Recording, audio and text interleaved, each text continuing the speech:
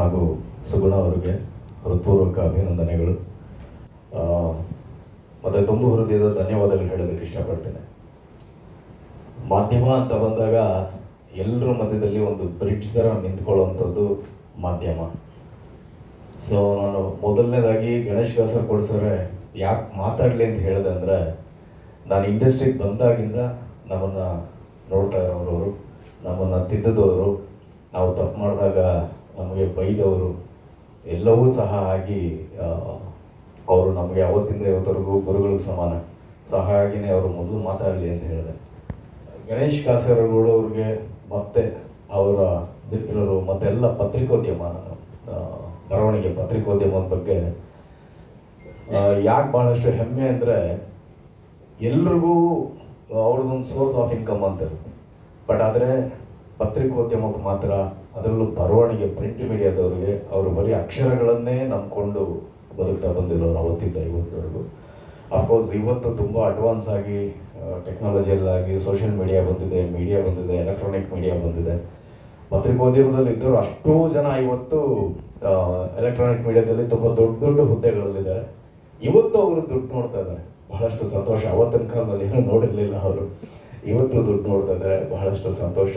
ಆದರೆ ಗಣೇಶ್ ಕಾಸರಗೋಡು ಸರ್ ಬಗ್ಗೆ ಹೆಮ್ಮೆ ಅಂದರೆ, ಇವತ್ತು ಅವರು ಬರವಣಿಗೆನೇ ನಂಬ್ಕೊಂಡು ಬದುಕ್ತಾ ಇದ್ದಾರೆ ಅವರು. ಸೊ ಹಾಗಾಗಿ ಅವರು ಹೇಳಿದಾಗೆ ಪ್ರಿಂಟ್ ಮೀಡಿಯಾಗೂ ಸಹ ಅವಾರ್ಡ್ಗಳಿಂದ ಮುಂದೆ ಕೊಡೋ ಥರ ಆಗಬೇಕು. ಒಂದು ಸಲಿಗೆ ತಗೋತೀನಿ, ರಘು ನನ್ನ ಫ್ರೆಂಡು ಅನ್ನೋ ಕಾರಣಕ್ಕೆ. ಸೊ ಪ್ರಿಂಟ್ ಮೀಡಿಯಾದವ್ರಿಗೆ ನೀವೇನು ಅವಾರ್ಡ್ ಕೊಡ್ತೀರಾ, ಆ ಅವಾರ್ಡ್ ಕೊಡೋ ಬದಲು ದಯವಿಟ್ಟು ಅವ್ರಿಗೆ ಕ್ಯಾಶ್ ಅವಾರ್ಡೇ ಕೊಡಿ ಅಂತ. ಯಾಕಂದರೆ ಅದರ ಅವಶ್ಯಕತೆ ಅವ್ರಿಗೆ ತುಂಬ ಇದೆ. ಸಾಹಿತಿಗಳಿರ್ಬೋದು, ಸಾಹಿತ್ಯ ಬರೆಯೋರು ಇರ್ಬೋದು, ಅವರೆಲ್ಲನೂ ಸಹ ಅಕ್ಷರನೇ ನಂಬ್ಕೊಂಡು ಬದುಕ್ತಾ ಇರೋದ್ರಿಂದ ಅವರು ಬರೀ ಅವಾರ್ಡ್ ಕೊಟ್ಟರೆ, ಒಂದು ಸರ್ಟಿಫಿಕೇಟ್ ಕೊಟ್ಟರೆ ಅದರಿಂದ ಏನೂ ಆಗಲ್ಲ. ಯಾಕಂದ್ರೆ ಸುಮಾರು ಸರಿ ನಾವು ನೋಡಿದ್ದೀವಿ, ಎಷ್ಟೋ ಜನ ಸಾಹಿತಿಗಳು ನಂಬ್ತಿರೋ ಇಲ್ಲೋ ದೊಡ್ಡ ದೊಡ್ಡ ವೇದಿಕೆಗಳಲ್ಲಿ ಹೇಳಿದ್ದಾರೆ, ಈ ಶಾಲು, ಈ ಶೀಲ್ಡು ಇವೆಲ್ಲ ಕೊಡೋ ಬದಲು ನಮ್ಗೆ ಯಾಕ್ರಪ್ಪ, ನಮ್ಗೆ ವಯಸ್ಸಾಯ್ತು ತಗೊಂಡು ನಾವು ಏನು ಮಾಡೋಣ, ನಮ್ಗೆ ಒಂದಷ್ಟು ದುಡ್ಡು ಕೊಡ್ರಯ್ಯ, ನಮ್ಗೆ ಏನೋ ಕಷ್ಟ ಇದೆ, ನಾವು ಇದು ಮಾಡ್ಕೊಳ್ತೀವಿ ಅಂತ ಹೇಳಿ. ಸೊ ಹಾಗಾಗಿ ಅದೊಂದು ಸಲಿಗೆಯಿಂದ ಹೇಳಿದೆ.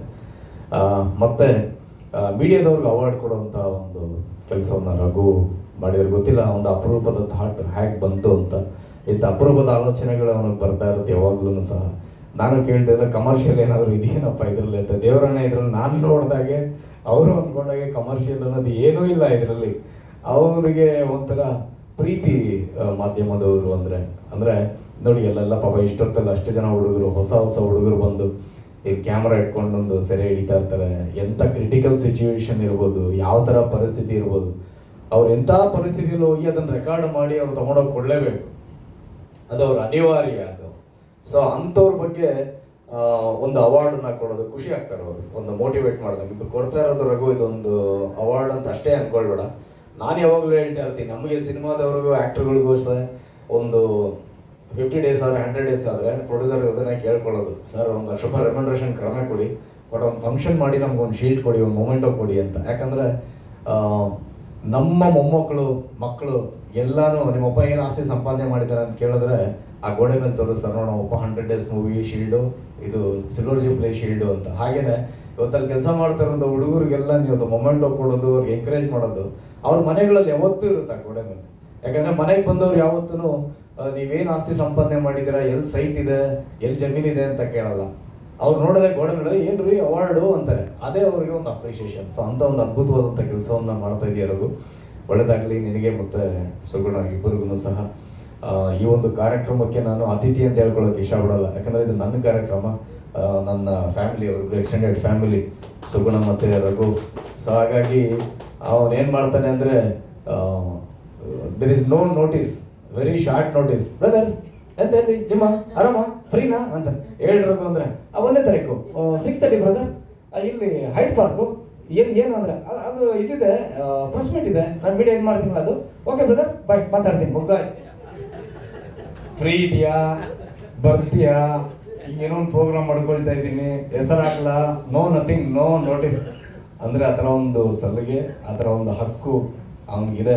ಯಾಕಂದರೆ ಅಷ್ಟು ಸಮಾಜಮುಖಿ ಕೆಲಸಗಳನ್ನು ಯಾವಾಗಲೂ ಮಾಡ್ತಾ ಇರ್ತಾರೆ ಗಂಡ ಹೆಂಡತಿ ಇಬ್ಬರು ಸೇರಿಕೊಂಡು. ಸೊ ಹಾಗಾಗಿ ಈ ಒಂದು ಪ್ರೆಸ್ ಮೀಟ್ ಏನು ಆಯೋಜನೆ ಮಾಡಿದ್ದಾರೆ, ಈ ಸರಿ ಇನ್ನೂ ಬಹಳ ಅದ್ಭುತವಾದಂಥ ಕೆಲಸಗಳನ್ನು ಮಾಡ್ತಾ ಇದ್ದಾರೆ. ಇದು ಸೌತ್ ಇಂಡಿಯಾ ಲೆವೆಲ್ಗೆ ತೊಗೊಂಡೋಗಿ ಎಲ್ಲ ಭಾಷೆಯವ್ರಿಗೂ ಸಹ ಎಲ್ಲ ಮೀಡಿಯಾದವ್ರಿಗೂ ಸಹ ಅವಾರ್ಡ್ ಕೊಡುವಂಥ ಕೆಲಸ.